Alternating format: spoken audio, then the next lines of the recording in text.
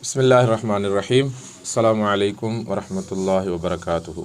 اللہم صلی علی محمد وعلی آل محمد کما صلیت علی ابراہیم وعلی آل ابراہیم انک حمید مجید۔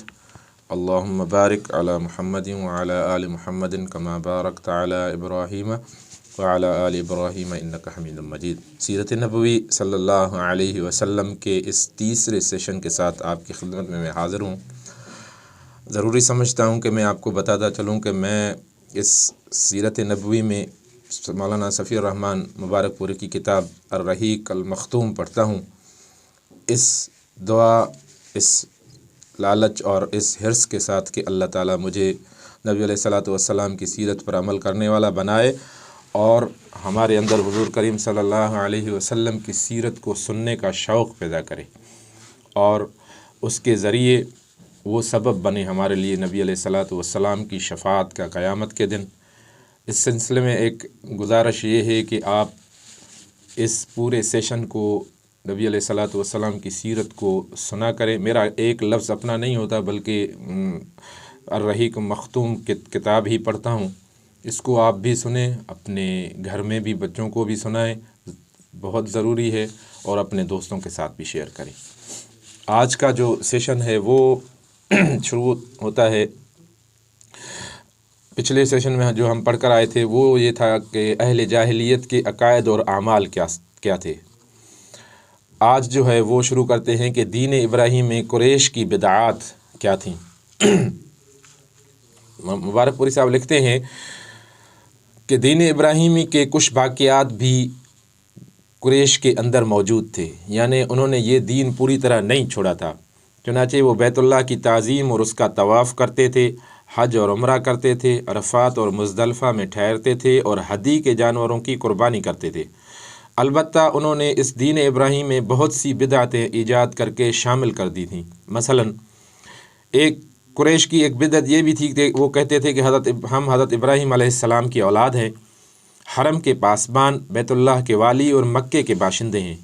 کوئی شخص ہمارا ہم مرتبہ نہیں اور نہ کسی کے حقوق ہمارے حقوق کے مساوی ہیں، اور اسی بنا پر یہ اپنا نام حمص یعنی بہادر اور گرم جوش رکھتے تھے۔ لہذا ہمارے شایان شان نہیں ہے کہ ہم حدود حرم سے باہر جائیں۔ چنانچہ حج کے دوران یہ لوگ عرفات نہیں جاتے تھے اور نہ وہاں سے افاضہ کرتے تھے، بلکہ مزدلفہ میں ہی ٹھہر کر وہیں سے افاضہ کر لیتے تھے۔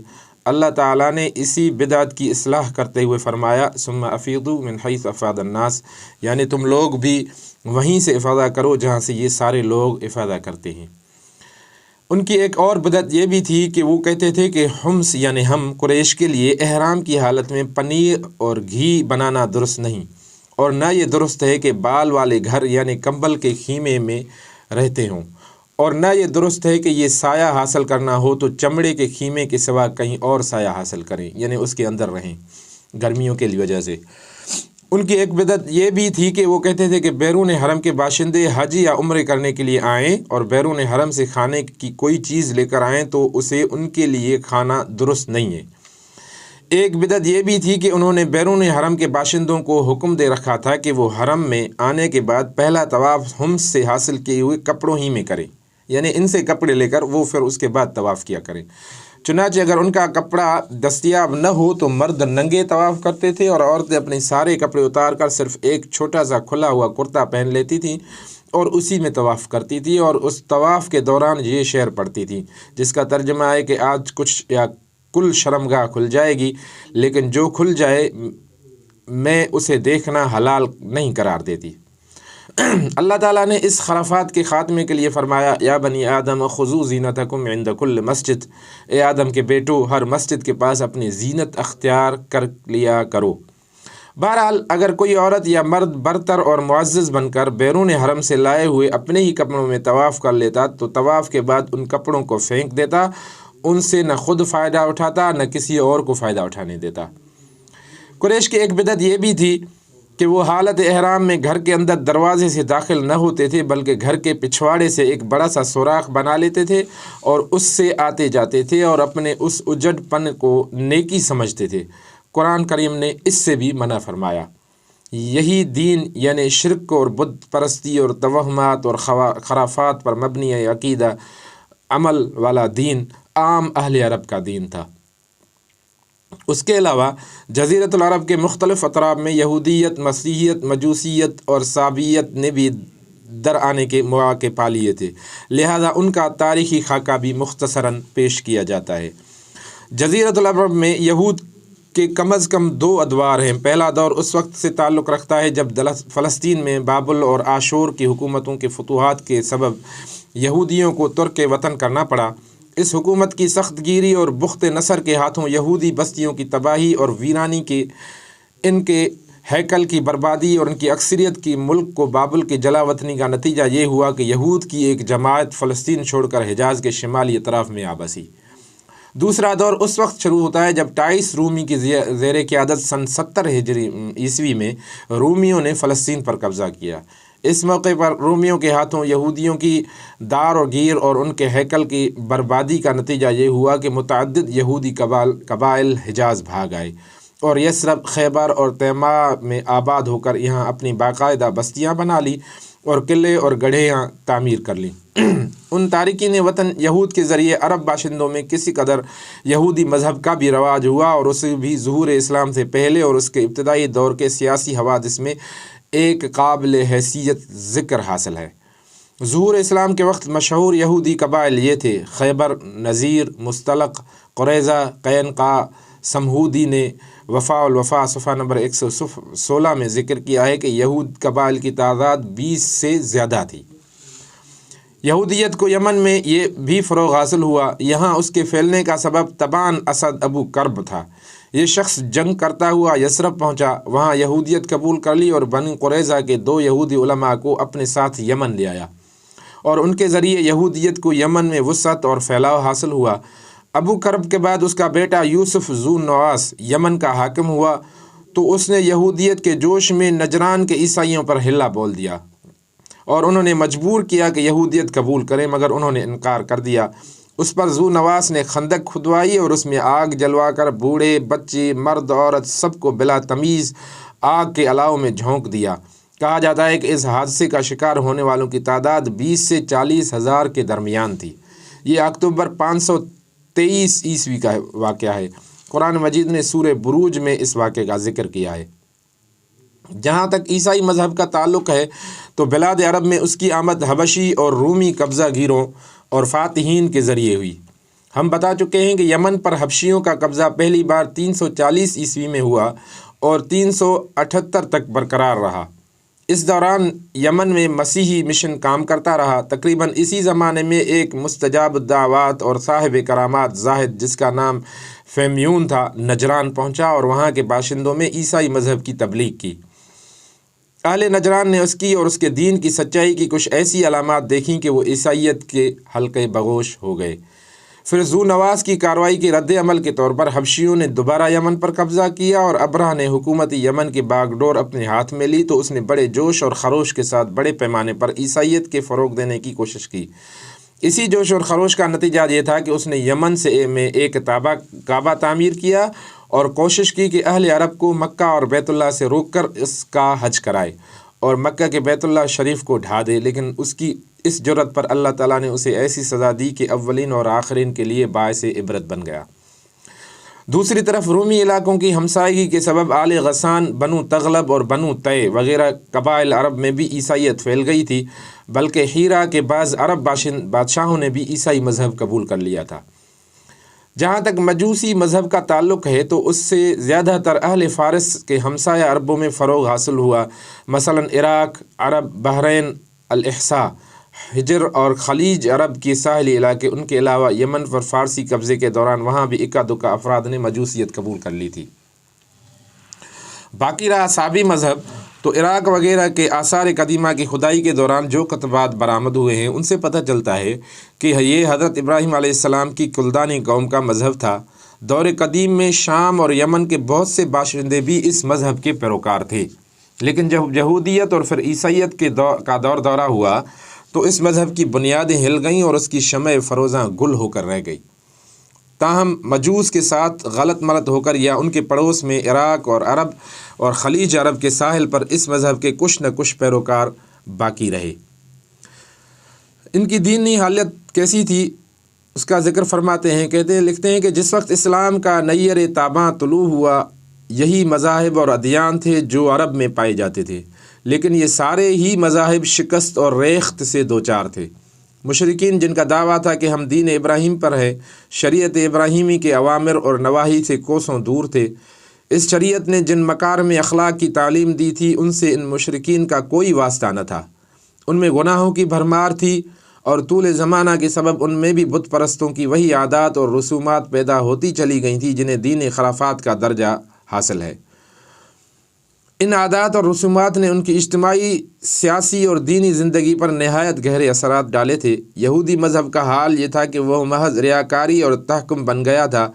یہودی پیشوا اللہ کے بجائے خود رب بن بیٹھے تھے اور لوگوں پر اپنی مرضی چلاتے تھے، اور ان کی دلوں میں گزرنے والے خیالات اور ہونٹوں کی حرکات تک کا محاسبہ کرتے تھے۔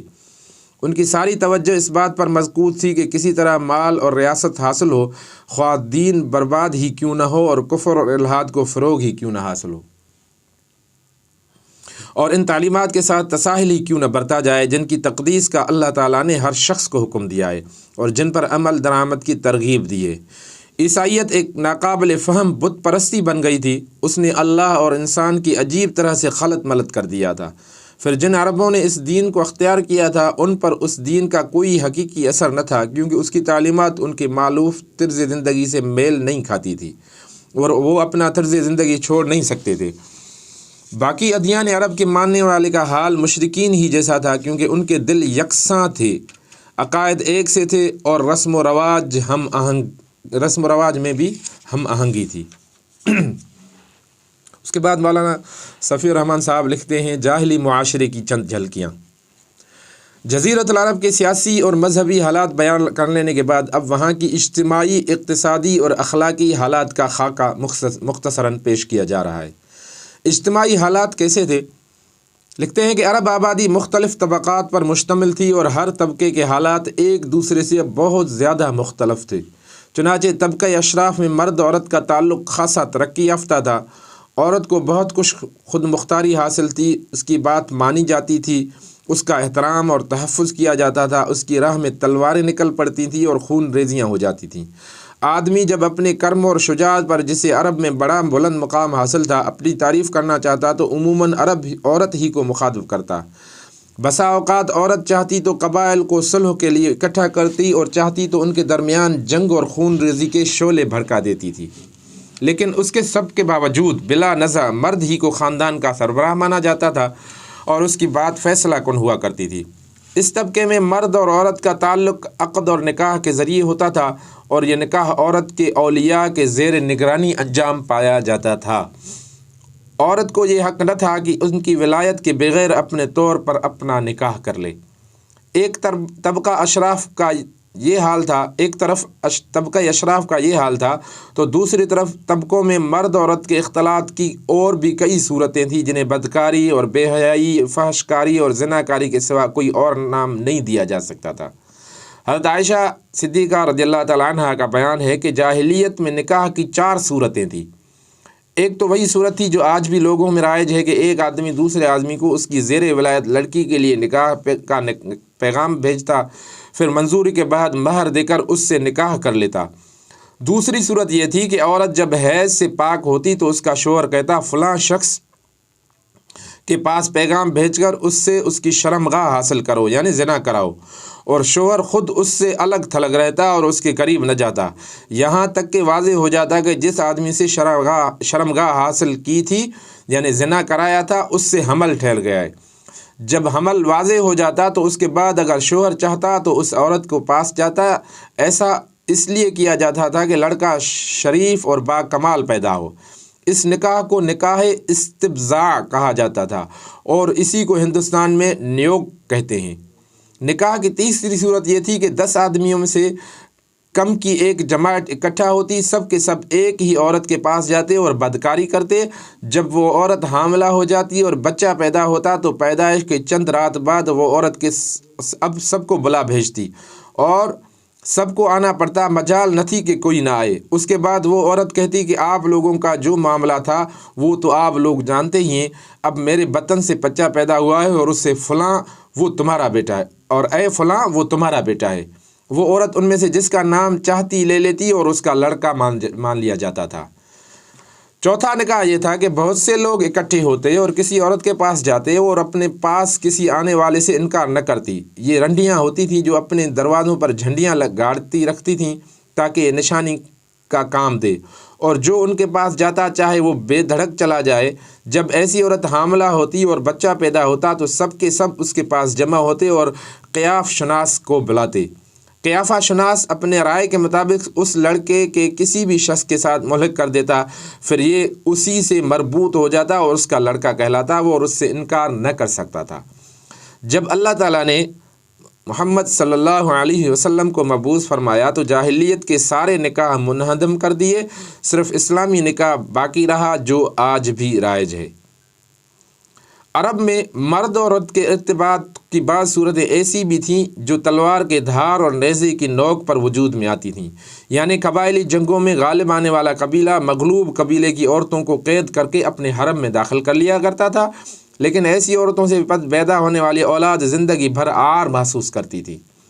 زمانہ جاہلیت میں کسی تحدید کے بغیر متعدد بیویاں رکھنا بھی ایک معروف بات تھی، یعنی اچھی بات تھی۔ لوگ ایسی دو عورتیں بھی بیک وقت نکاح میں رکھ لیتے تھے جو آپس میں سگی بہنیں ہوتی تھیں۔ باپ کے طلاق کے بعد یا وفات پانے کے بعد بیٹا اپنی سوتیلی ماں سے بھی نکاح کر لیا کرتا تھا۔ طلاق کا اختیار مرد کو حاصل تھا اور اس کی کوئی حد معین نہ تھی۔ زناکاری تمام طبقات میں عروج پر تھی، کوئی طبقہ یا انسانوں کی کوئی قسم اس سے مستثنیٰ نہ تھی۔ البتہ کچھ مرد اور کچھ عورتیں ایسی ضرور تھیں جنہیں اپنی بڑائی کا احساس اس برائی کے کیچڑ میں لت پت ہونے سے باز رکھتا تھا۔ پھر آزاد عورتوں کا حال لونڈیوں کے مقابلے میں نسبتاً اچھا تھا۔ اصل مصیبت لونڈیاں ہی تھیں، اور ایسا لگتا تھا کہ اہل جاہلیت کی غالب اکثریت اس برائی کی طرف منسوب ہونے میں کوئی عار بھی محسوس نہیں کرتی تھی۔ چنانچہ سنن ابی داؤد وغیرہ میں مروی ہے کہ ایک دفعہ ایک آدمی نے کھڑے ہو کر کہا، یا رسول اللہ صلی اللہ علیہ وسلم، فلاں شخص میرا بیٹا ہے، میں نے جاہلیت میں اس کی ماں سے زنا کیا تھا۔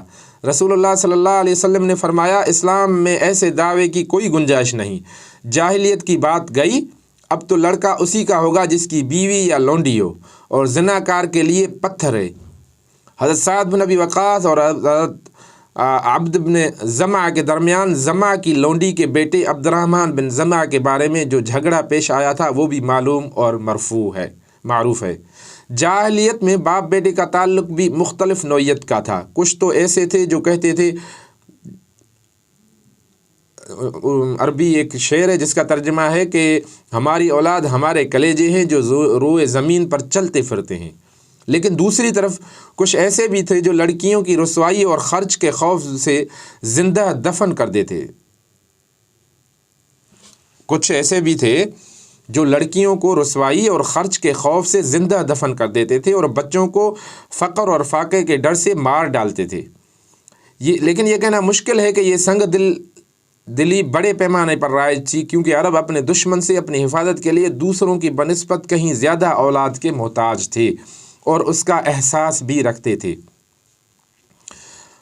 جہاں تک سگے بھائیوں، چچیرے بھائیوں اور کنبے قبیلے کے لوگوں کے باہمی تعلقات کا معاملہ ہے تو یہ خاصے پختہ اور مضبوط تھے، کیونکہ عرب کے لوگ قبائلی عصبیت ہی کے سہارے جیتے تھے اور مرتے تھے اور اس کے لیے مرنا پسند کرتے تھے۔ قبیلے کے اندر باہمی تعاون اور اجتماعیت کی روح پوری طرح کار فرما تھی، جسے عصبیت کا جذبہ مزید دو آتشہ رکھتا تھا۔ در حقیقت قومی عصبیت اور قرابت کا تعلق ہی ان کو اجتماعی نظام کی بنیاد پر تھا۔ وہ لوگ اس مثل پر اور اس کے لفظی معنی کے مطابق عمل پیرا تھے کہ انصر خاک کا ظالمن اور مظلومن، اپنے بھائی کی مدد کرو خواہ ظالم ہو، انصر اخا کا ظالمن او مظلومن، اپنے بھائی کی مدد کرو خواہ ظالم ہو یا مظلوم۔ اس مثل کے معنی میں ابھی وہ اصلاح نہیں ہوئی تھی جو بعد میں اسلام کے ذریعے کی گئی، یعنی ظالم کی مدد یہ ہے کہ اسے ظلم سے باز رکھا جائے۔ البتہ شرف اور سرداری میں ایک دوسرے سے آگے نکل جانے کا جذبہ بہت سی دفعہ اب ایک ہی شخص کے وجود میں آنے والے قبائل کے درمیان جنگ کا سبب بن جایا کرتا تھا، جیسا کہ اوس اور خزرج، عبس اور ذوبیان اور بکر اور تغلب وغیرہ کے واقعات میں دیکھا جا سکتا ہے۔ جہاں تک مختلف قبائل کے ایک دوسرے سے تعلقات کا معاملہ ہے تو یہ پوری طرح شکست اور ریختہ تھے۔ قبائل کی ساری قوت ایک دوسرے کے خلاف جنگ میں فنا ہو رہی تھی۔ البتہ دین اور خرافات کی آمیز سے تیار شدہ بعض رسومات اور عادات کی بدولت بسا اوقات جنگ کی حدت اور شدت میں کمی آ جاتی تھی، اور بعض حالات میں موالات، حلف اور تابع داری کے اصولوں پر مختلف قبائل یکجا ہو جایا کرتے تھے، اور علاوہ ازیں حرام مہینے ان کی زندگی اور حصول معاش کے لیے سراپا مرحمت اور مدد ہوتے تھے۔ خلاصہ یہ کہ اجتماعی حالت ضعف اور بے بصیرتی کی پستی میں گری ہوئی تھی۔ جہل اپنے تنابتیں تانے ہوئے تھا اور خرافات کا دور دورہ تھا۔ لوگ جانوروں جیسی زندگی گزار رہے تھے۔ عورت بیچی اور خریدی جاتی تھی اور بعض اوقات اس سے مٹی اور پتھر جیسا سلوک کیا جاتا تھا۔ قوم کے باہمی تعلقات کمزور بلکہ ٹوٹے ہوئے تھے۔ حکومتوں کے سارے عزائم اور اپنی رعایا سے خزانے بھرنے یا مخالفین پر فوج کشی کرنے تک محدود تھے۔ اقتصادی حالت کیا تھی ان کی، اس کے بارے میں مولانا صاحب لکھتے ہیں کہ اقتصادی حالت اجتماعی حالت کے تابع تھی۔ اس کا اندازہ عرب کے ذرائع معاش پر نظر ڈالنے سے ہو سکتا ہے کہ تجارت ہی ان کے نزدیک ضروریات زندگی حاصل کرنے کا سب سے اہم ذریعہ ہے، اور معلوم ہے کہ تجارتی آمد و رفت امن اور سلامتی کی فضا کے بغیر آسان نہیں، اور جزیرۃ العرب کا حال تو یہ تھا کہ سوائے حرمت والے مہینوں کے امن اور سلامتی کا کہیں وجود نہیں تھا۔ یہی وجہ ہے کہ صرف حرام مہینوں ہی میں عرب کے مشہور بازار عکاظہ، ذی المجاز اور مجنہ وغیرہ لگتے تھے۔ جہاں تک صنعتوں کا معاملہ ہے تو عرب اس میدان میں ساری دنیا سے پیچھے تھے۔ کپڑے کی بنائی، چمڑے کی دباغت وغیرہ کی شکل میں جو چند صنعتیں پائی بھی جاتی تھیں وہ زیادہ تر یمن، ہیرا اور شام کے متصل علاقوں میں تھی۔ البتہ اندرون عرب کھیتی باڑی اور غلہ بانی کا کسی قدر رواج تھا۔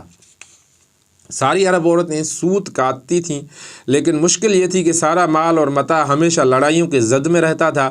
فقر اور بھوک کی وبا عام تھی اور لوگ ضروری کپڑوں اور لباس سے بھی بڑی حد تک محروم ہوتے تھے۔ اخلاق کیا تھا عرب کا، اس کے بارے میں لکھتے ہیں کہ یہ تو اپنی جگہ مسلم ہے کہ اہل جاہلیت میں خسیس اور رذیل عادتیں اور وجدان اور شعور اور عقل سلیم کے خلاف باتیں پائی جاتی تھیں، لیکن ان میں ایسے پسندیدہ اخلاق فاضلہ بھی تھے جنہیں دیکھ کر انسان دنگ اور ششدر رہ جاتا تھا۔ مثلا کرم اور سخاوت، یہ اہل جاہلیت کا ایک ایسا وصف تھا جس میں وہ ایک دوسرے سے آگے نکل جانے کی کوشش کرتے تھے اور اس پر اس طرح فخر کرتے تھے کہ عرب کے آدھے اشعار اس کے نظر ہو گئے تھے۔ اس وصف کی بنیاد پر کسی نے خود اپنی تعریف کی ہے تو کسی نے کسی اور کی ہے۔ حالت یہ تھی کہ سخت جاڑے اور بھوک کے زمانے میں کسی کے گھر کوئی مہمان آ جاتا اور اس کے پاس اپنے ایک اونٹنی کے سوا کچھ نہ ہوتا جو اس کی اور اس کے کنبے کی زندگی کا واحد ذریعہ معاش تھی۔ ایسی سنگین حالت کے باوجود اس پر سخاوت کا جوش غالب آ جاتا اور اٹھ کر اپنے مہمان کے لیے اپنی اونٹنی ذبح کر دیتا۔ ان کے کرم ہی کا نتیجہ تھا کہ وہ بڑی بڑی دیت اور مالی ذمہ داریاں اٹھا لیتے اور اس طرح انسانوں کی بربادی اور خون ریزی سے بچا کر دوسرے رئیسوں اور سرداروں کے مد مقابل فخر محسوس کرتا۔ اس کرم کا نتیجہ تھا کہ وہ شراب نوشی پر فخر کرتے تھے، اس لیے نہیں کہ یہ بذات خود کوئی فخر کی چیز تھی، بلکہ اس لیے کہ یہ کرم اور سخاوت کو آسان کر دیتی تھی، کیونکہ نشے کی حالت میں مال لٹانا انسانی طبیعت پر گراں نہیں گزرتا۔ اسی لیے یہ لوگ انگور کے درخت کو کرم اور انگور کی شراب کو بنت الکرم کہتے تھے۔ جاہلی اشعار کے دوا دین پر نظر ڈالیں تو یہ مدح اور فخر کا ایک اہم باب نظر آئے گا۔ انترا بن شداد عبسی اپنے معلقہ میں کہتا ہے، جس کا ترجمہ ہے کہ میں نے دوپہر کی تیزی رکنے کے بعد ایک زرد رنگ کی دھاری دام جام بلوروں سے جو بائیں جانب رکھتی ہوئی تھی، تابناک اور منہ بند خم کے ساتھ تھی، نشان لگی ہوئی صاف شفاف شراب جب میں پی لیتا ہوں تو اپنا مال ڈالتا ہوں، اور لیکن میری آبرو بھرپور رہتی ہے، اس پر کوئی چوٹ نہیں آتی، اور جب میں ہوش میں آتا ہوں تب بھی سخاوت میں کوتاہی نہیں کرتا، اور میرا اخلاق اور کرم جیسا کچھ ہے تمہیں معلوم ہے۔ ان کے کرم ہی کا نتیجہ تھا کہ وہ جوا کھیلتے تھے۔ ان کا خیال تھا کہ یہ بھی سخاوت کی ایک راہ ہے، کیونکہ انہیں جو نفع حاصل ہوتا یا نفع حاصل کرنے والوں کے حصے سے جو کچھ فاضل بچت رہتا اس کو مسکینوں کو دے دیتے تھے۔ اس لیے قرآن پاک نے شراب جوئے کی نفع کا انکار نہیں کیا، بلکہ یہ فرمایا کہ وَإِسْمُهُمَا أَكْبَرُ مِن نَفْعِهِمَا، کہ ان دونوں کا گناہ ان کے نفع سے بڑھ کر ہے۔ دوسرے ان کے جو پسندیدہ اخلاق فاضلہ ہیں ان میں سے تھا وفائے عہد۔ یہ بھی دور جاہلیت کی ایک اخلاق فاضلہ میں سے ہے۔ عہد کو ان کے نزدیک دین کی حیثیت حاصل تھی، جس سے وہ بہرحال چمٹے رہتے تھے، اور اس راہ میں اپنے اولاد کا خون اور اپنے گھر بار کی تباہی بھی ہیچ سمجھتے تھے۔ اسے سمجھنے کے لیے ہانی بن مسعود شیبانی، سمول بن عادیہ اور حاجب بن زرراہ کے واقعات کافی ہیں۔ خودداری اور عزت نفس، اس پر قائم رہنا اور ظلم اور جبر برداشت نہ کرنا بھی جاہلیت کے معروف اخلاق میں سے تھا۔ اس کا نتیجہ یہ تھا کہ ان کی شجاعت وغیرہ حد سے بڑھی ہوئی تھی، اور وہ فوراً بھڑک اٹھتے تھے اور ذرا سی بات پر جس سے ذلت اور اہانت کی بو آتی شمشیر اور سنا اٹھا لیتے اور نہایت خون ریز جنگ چھیڑ دیتے۔ انہیں اس راہ میں اپنی جان کی قطعاً پرواہ نہیں ہوتی تھی۔ چوتھا، عزائم کی تکمیل۔ اہل جاہلیت کی ایک خصوصیت یہ بھی تھی کہ جب وہ کسی کام کو مجد اور افتخار کا ذریعہ سمجھ کر انجام دینے پر تل جاتی تو پھر کوئی رکاوٹ انہیں روک نہیں سکتی تھی۔ وہ اپنے جان پر کھیل کر اس کام کو انجام دے ڈالتے تھے۔ پانچواں، حلم اور بردباری اور سنجیدگی۔ یہ بھی اخلاق فاضلہ میں تھا ان کے۔ یہ بھی اہل جاہلیت کے نزدیک قابل ستائش خوبی تھی، مگر یہ ان کی حد سے بڑھی ہوئی شجاعت اور جنگ کے لیے ہمہ وقت آمادگی کی ایک عادت بن گئی تھی اور ایک سبب بن گیا تھا۔ چوتھی، بدوی سادگی یعنی تمدن شٹی بدوی سادگی یعنی تمدن کی آلائشوں اور داؤ پیچ سے ناواقفیت اور دوری۔ اس کا نتیجہ یہ تھا کہ ان میں سچائی اور امانت پائی جاتی تھی۔ وہ فریب کاری اور بدعہدی سے دور اور متنفر تھے۔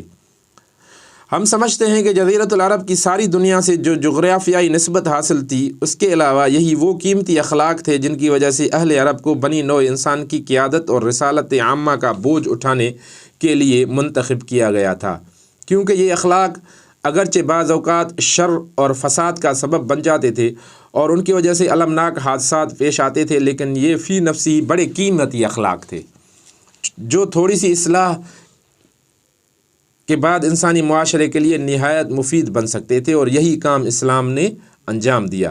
غالباً انہی اخلاق میں بھی ایفائے عہد کے بعد عزت نفس اور پختگی عزم سبب سے غراں قیمت اور نفع بخش جوہر تھا، کیونکہ اس قوت قاہرہ اور عزم مصمم کے بغیر شر اور فساد کا خاتمہ اور نظام عدل کا قیام ممکن نہیں تھا۔ اہل جاہلیت کے کچھ اور بھی اخلاق فاضلہ تھے، لیکن یہاں سب کا احاطہ کرنا مقصود نہیں۔ یہ تھے وہ عرب کے وہ حالات جو نبی علیہ الصلاۃ والسلام کے آنے سے پہلے تھے جو مولانا صفی الرحمن مبارک پوری رحمۃ اللہ علیہ نے بیان کیے ہیں۔ اس کے بعد جو انشاءاللہ ہمارا نیکسٹ سیشن ہوگا اس میں خاندان نبوت کے متعلق ہم پڑھیں گے۔ اگر آپ کو یہ ہمارا سیشن یقیناً پسند آ رہا ہوگا، حضور نبی کریم صلی اللہ علیہ وسلم کی سیرت کو سننا ہمارے لیے شرف کا باعث ہے، ہمارے لیے برکت کا باعث ہے۔ آپ بھی سنیں، اپنے خاندان کو بٹھا کر اس کو سنا کریں، اور اللہ کرے کہ اس سننے کی وجہ سے آپ شاید اس کتاب کو پھر لیں اور خود اپنے گھر میں پڑھنا پسند کریں، اپنی فیملی کے ساتھ پڑھنا پسند کریں۔ اللہ تعالی ہم سب کو اس کا سننا پڑھنا قبول فرمائے، برکت عطا فرمائے اور باعث شفاعت عطا فرمائے۔ السلام علیکم ورحمۃ اللہ وبرکاتہ۔